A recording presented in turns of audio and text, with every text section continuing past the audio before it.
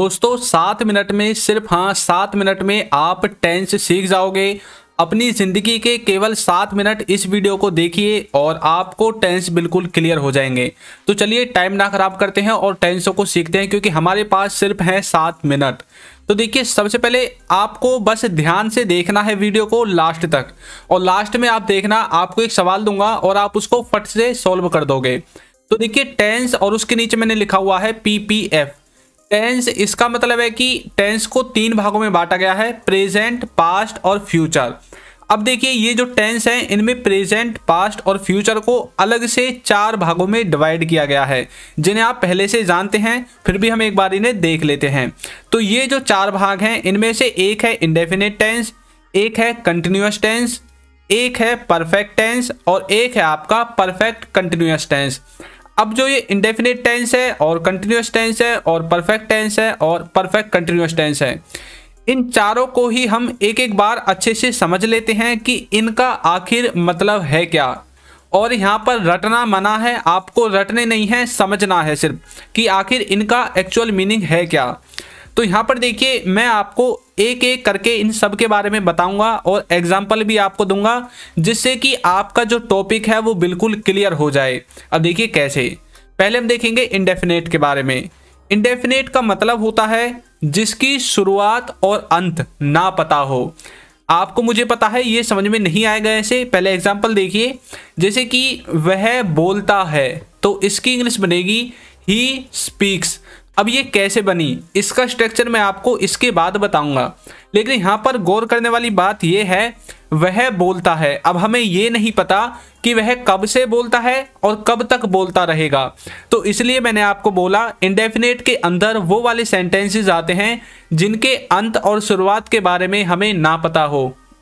जैसे कि वह स्कूल जाता है, अब ये नहीं पता कि कब से स्कूल जाता है और कब तक जाता रहेगा। वह पढ़ता है, वह खेलता है, वह सोता है, सूर्य पूर्व दिशा से उगता है, तो ये नहीं पता कि कब से ये कार्य हो रहे हैं और कब तक होते रहेंगे। तो इस तरह के सेंटेंसेस को हमें रखना पड़ता है इंडेफिनेट में। इंडेफिनेट अपने आप में एक देखिए क्या है, एक होता है डेफिनेट यानी कि पक्के तौर पर, और एक होता है इनडेफिनेट जिसे आप पढ़ रहे हैं, यानी कि जिसके बारे में हमें पक्का नहीं पता है। तो इस तरह से आप इंडेफिनिट टेंस को समझोगे। अब नेक्स्ट है हमारा इसमें कंटिन्यूअस। कंटिन्यूअस का मतलब देखिए क्या होता है, इसका मतलब होता है जो लगातार चल रहा हो, यानी कि जो कार्य आपका प्रेजेंट में भी लगातार चल रहा हो, पास्ट में भी लगातार चल रहा हो, या फिर आने वाले समय में यानी कि फ्यूचर में लगातार चल रहा होगा। तो यदि आपको प्रेजेंट का वाक्य बनाना है तो प्रेजेंट में लगातार चल रहा होना चाहिए वह कार्य, पास्ट का बनाना है तो पास्ट में वह कार्य रेगुलर चल रहा होना चाहिए, और फ्यूचर का बनाना है तो फ्यूचर में वो कार्य रेगुलर चल रहा होना चाहिए। तो इस तरह से आप प्रेजेंट कंटिन्यूअस, पास्ट कंटिन्यूअस और फ्यूचर कंटिन्यूअस इन तीनों को बना लोगे। तो जो कार्य रेगुलर चल रहा हो, एग्जाम्पल देखिए, वह खेल रहा है, तो कैसे बोलोगे, ही इज प्लेइंग। अब यहाँ पर इज कैसे आया, प्ले के साथ ING कैसे आई, ये आपको वीडियो के अंत तक पहुँचते पहुँचते बिल्कुल पता चल जाएगा। तो यह क्या है, वह खेल रहा है, तो ये प्रेजेंट का वाक्य है कि वह प्रेजेंट में खेल रहा है, इस तरह से। नेक्स्ट देखिए, नेक्स्ट है इसमें हमारा परफेक्ट। परफेक्ट का मतलब देखिए आप क्या समझते हैं। परफेक्ट अपने वर्ड से ही डिफाइन है कि कोई कार्य परफेक्टली हो चुका है, यानी कि जो पूरी तरह से शुरू या फिर खत्म हो गया हो। उन सभी कार्यों को बताने के लिए हमें यूज करना पड़ता है परफेक्ट टेंस का। या तो वो कार्य पूरी तरह से खत्म हो गया है या फिर पूरी तरह से शुरू हो गया है, प्रेजेंट में, पास्ट में या फिर फ्यूचर में। यदि प्रेजेंट का वाक्य बनाना है तो प्रेजेंट में वो कार्य खत्म हो गया होगा या फिर शुरू हो गया होगा। अगर फ्यूचर का बनाना है तो यही शुरू और खत्म फ्यूचर के लिए होंगे, और यदि पास्ट का वो वाक्य है तो पास्ट में ही खत्म हो गया होगा या फिर पास्ट में ही शुरू हो गया होगा। इस तरह से आपको परफेक्ट को समझना है। अब देखिए कैसे, वह खा चुका है, तो इसकी जो इंग्लिश बनेगी ही हैज ईटन, वह खा चुका है, इस तरह से। तो वह खाने का कार्य खत्म कर चुका है, इस तरह से आप बोल सकते हैं।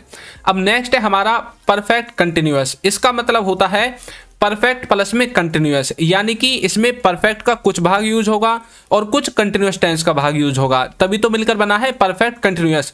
यानी कि परफेक्टली पास्ट में या प्रेजेंट में शुरू भी हो चुका है और वो कंटिन्यूटी में भी है। जैसे कि वह सुबह से खेल रहा है। अब यहाँ पर क्या है, उसने ये कार्य पास्ट में यानी कि सुबह शुरू कर दिया और अब भी यह चल रहा है, कंटिन्यूअस में है। तो कैसे बोलोगे, he has been playing since morning. इस तरह से आप इसे समझोगे। तो यानी कि जब कोई कार्य पास्ट से शुरू हो या फिर प्रेजेंट से ही शुरू हो, यदि प्रेजेंट का वाक्य है, पास्ट का वाक्य है तो पास्ट से शुरू होगा और रेगुलर चल रहा है, तब आपको यूज करना है परफेक्ट कंटिन्यूअस का। तो आपको ये चारों चीजें अच्छे से समझ में आ गई हैं। अब हम बात करते हैं इनके स्ट्रक्चर के बारे में। तो देखिए इनके स्ट्रक्चर में आपको मैंने एक स्क्रीन पर दिखा दिया है, एक जो टेबल है यहाँ पर, पहला है स्ट्रक्चर और दूसरा है हेल्पिंग वर्ब। अब जो स्ट्रक्चर है इसमें सिंपल टेंस में ये वाला स्ट्रक्चर यूज होगा, यदि आपको नेगेटिव बनाना है तो ये वाला स्ट्रक्चर यूज होगा, और यदि आपको इंटरोगेटिव बनाना है तो आपको इस वाले स्ट्रक्चर को यूज करना है, और इंटरोगेटिव नेगेटिव के लिए इस वाले स्ट्रक्चर को यूज करना है। अब यहाँ पर मैंने लिख रखी है helping verb, subject, verb, object. तो सब्जेक्ट वो होता है जो कार्य को करता है, वर्ब वो होगी जो कार्य आप करोगे, और ऑब्जेक्ट वो होगा जिस पर सब्जेक्ट कार्य करेगा। और हेल्पिंग वर्ब मैंने नीचे लिखी हुई है, प्रेजेंट के लिए ये वाली, पास्ट के लिए ये वाली, और फ्यूचर के लिए ये वाली हेल्पिंग वर्ब यूज होगी। अब यहाँ पर ऊपर लिखा हुआ है इंडेफिनेट V1, तो इंडेफिनेट टेंस में वर्ब की फर्स्ट फॉर्म, कंटिन्यूअस में लिखा हुआ है V1 प्लस ING, तो कंटिन्यूअस में वर्ब की फर्स्ट फॉर्म के साथ ING, और परफेक्ट में लिखा हुआ है V3। तो इस तरह से आप इसे बनाओगे।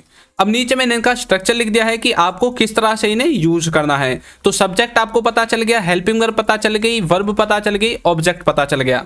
अब ये किस किस के साथ यूज होंगे, तो यहाँ पर देखिए जो थर्ड पर्सन सिंगुलर है उसके साथ, यानी कि ही, सी, इट, और किसी व्यक्ति का नाम, इसके साथ यूज होगा इज, वाज, हैज और डज। ये चारों इन सब के साथ यूज होंगे, और डिड, हैड और विल, इनको आप सब के साथ यूज कर सकते हैं। तो इस तरह से आप इसके स्ट्रक्चर को समझोगे। अब आपके समझ में आ गया होगा कि किस तरह से इसका स्ट्रक्चर बनता है। अब मुझे पता है कि आपको अच्छे से टेंस समझ में आ गए हैं, और अब मैं आपकी प्रैक्टिस के लिए एक सेंटेंस आपको देता हूं। तो देखिए क्या है वो, वह स्कूल जा रहा है। तो इसको आपको सॉल्व करके कमेंट बॉक्स में आंसर देना है कि ये कौन से टेंस का है और इसकी इंग्लिश क्या बनेगी। तो सीख गए ना आप, सिर्फ 7 मिनट में टेंस आपको बिल्कुल क्लियर हो गया होगा। मैंने आपको रटवाया नहीं है, सिर्फ समझाया है। और यदि आप इस वीडियो को अच्छे से बाद में एनालाइज करोगे तो आप वाकई में देखोगे कि आपको टेंस आ गए हैं। तो आज की वीडियो में इतना ही, मिलते हैं किसी नेक्स्ट टॉपिक के साथ अगली किसी वीडियो में। तो चैनल को सब्सक्राइब, वीडियो को लाइक और एक अच्छा सा कमेंट करना बिल्कुल ना भूलें। Thank you.